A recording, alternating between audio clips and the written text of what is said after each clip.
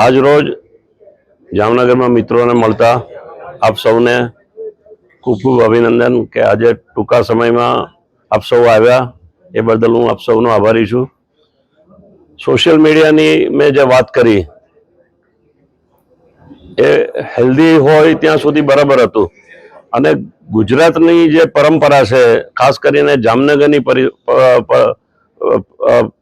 પ્રણાલિકા છે એ એક હેલ્ધી છે। ચૂંટણી આવશે અને જશે, 7 તારીખ જતા કોઈ વાર નથી લાગવાની અને દરેક લોકો આપણે લોકસભા પહેલા પણ જોઈ છે, ચંદ્રેશભાઈ લડતા હતા, વિક્રમભાઈ લડતા હતા, પછી પૂનમબેન આવ્યા અને એક હેલ્ધી વાતાવરણ હતું।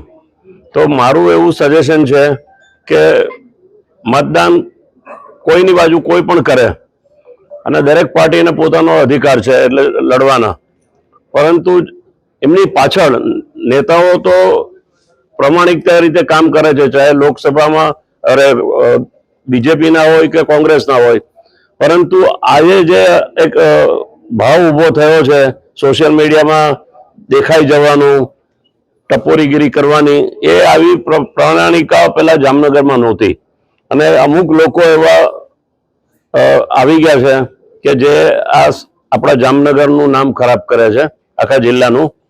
એ વસ્તુને મેં આપને સૌને રિક્વેસ્ટ કરી।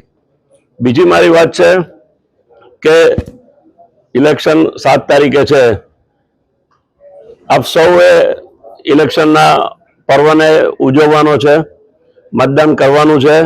મતદાન દરમિયાન કોઈ એવા બનાવ ન બને એ આપણે સાથે જોવાનું છે અને મતદાન જે આવે એ લોકશાહી પ્રમાણે આવશે। તો દરેક લોકોને મારી વિનંતી છે કે લોકસભાની ઇલેક્શનમાં આપ સૌએ ધીરજ રાખી અને આપણે જોવાનું છે કે દરેક રીતે આપણે કોઈ પણ ઉમેદવારને આપણે મત આપીએ, પરંતુ આપણો મત ચોક્કસ થવો જોઈએ અને 7 તારીખે આપણે શાંતિથી મતદાન કરીએ અને કોઈ એવા બનાવ ન બને એવી મારી નમ્ર વિનંતી છે।